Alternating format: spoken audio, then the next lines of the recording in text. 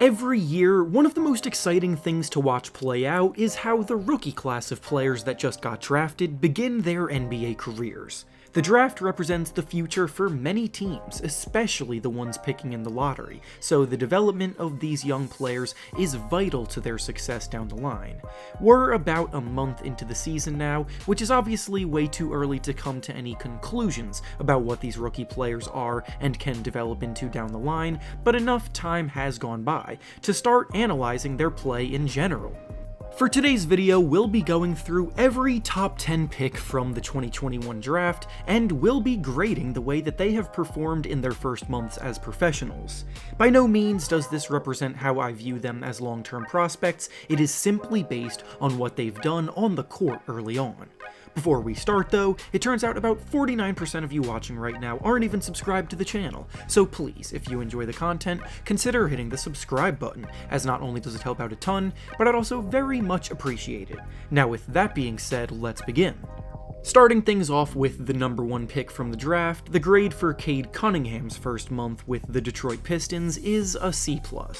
Cade missed the first few games of the season because the team was being ultra cautious with an injury that he suffered in training camp, and then in the first few games of his career, when he ultimately debuted, he started pretty slow. In those first few games, he couldn't get any shots to fall, he seemed to be forcing a lot, and it definitely took him a while to find his rhythm. But over the last few games or so, he has really started to improve, and that's something that I expect more of moving forward.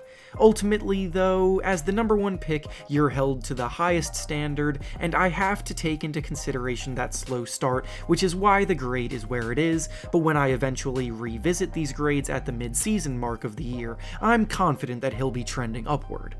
Next up is Jalen Green, who was taken number 2 by the Houston Rockets, and the grade for his first month in the NBA is also a C+.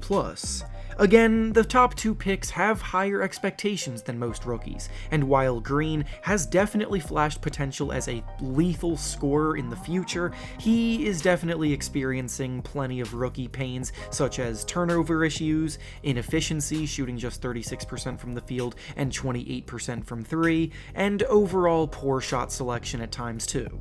This is very normal for young scoring guards because making the adjustment to the NBA level of play as a player who tends to be score first by nature pretty much always results in these early inconsistencies. So even though I'm still very high on him in the future, the early going is only worthy of a C+ grade.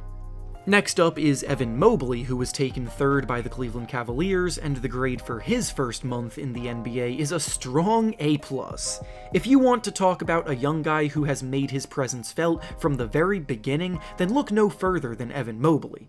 Mobley entered the league as a prospect that people hoped could provide elite and versatile defense as a rim protector and switchable defender out onto the perimeter, promise as a shooter on offense, and a perfectly mobile roll man in pick-and-roll action, and thus far, that is exactly what he's been.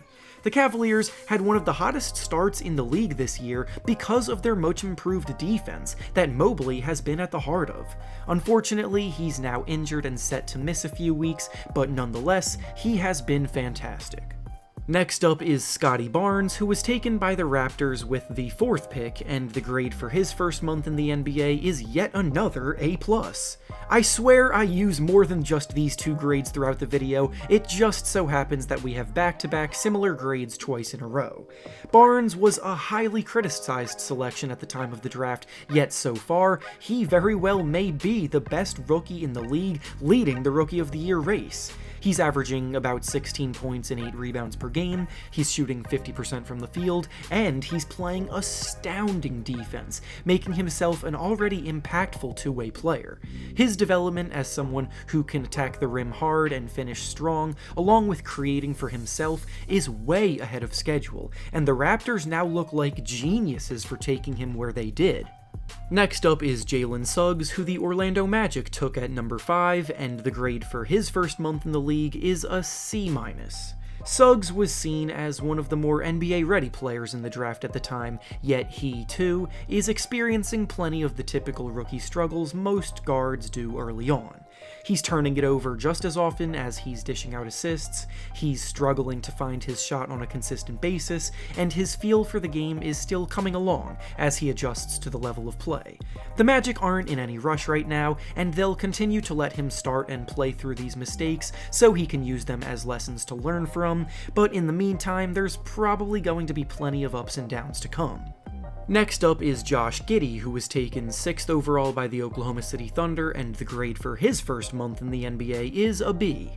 Giddey has demonstrated his ability to produce in a variety of ways to start his career, as he's currently averaging about 9 points, 7 rebounds, and 6 assists per game. He's a 6'8" guard who can operate as a primary ball handler, and his court vision and passing ability are already very advanced for someone his age. Oklahoma City is another situation where he'll continue to get tons of reps in games, being a high-usage guy because of the current state of their rebuild, so while he hasn't been the most efficient scorer, he's doing so much more on both ends. Next up is Jonathan Kuminga, who was taken at number 7 by the Golden State Warriors, and the grade for his first month is a C. It's hard to really judge Kuminga to this point because he happens to be playing for the team with the best record in the league, so they're a lot less willing to immediately hand him a big role in the rotation as a rookie, like most of the players have gotten on their teams that we've already discussed. His minutes are starting to go up over the last few games, and in that time his elite athleticism and aggression are starting to become apparent, but they're only coming in small spurts. Up next is Franz Wagner, who was taken at number 8 by the Orlando Magic, and the grade for his first month is a strong A. If I'm being completely honest here, Wagner's performance is what I've been most surprised by of all of the players in the rookie class, because I really didn't think he would be this good so soon. He's scoring about 14 points per game, he's shooting it well, making 45% of his shots and 38% of his threes, he's much more dangerous of a shot creator than I thought he would be when he was drafted, and he too has become a sleeper candidate for the Rookie of the Year award so far. Next up is Davion Mitchell, who was taken 9th by the Sacramento Kings, and the grade for his first month in the league is a B. Mitchell's calling card as a prospect was his perimeter defense, as he earned the nickname of Off Night coming through the ranks because of the fact that whoever he defended throughout the game would have a quote-unquote off night, and that lockdown defense has translated seamlessly. Offensively, he's going through the ups and downs that most rookie guards do with his consistency shooting it, but the defensive side of things is where he has a clear-cut edge over most other young perimeter players. And finally, the last of the top 10 picks was Ziaire Williams by the Memphis Grizzlies, and unfortunately the grade for his first month is a D. Williams was probably the most raw prospect taken in the top 10 of the draft, and that has been very evident early on. Out of everyone in the Grizzlies rotation right now, he's probably been the worst to receive consistent minutes, which may sound harsh, but it is the reality of the situation.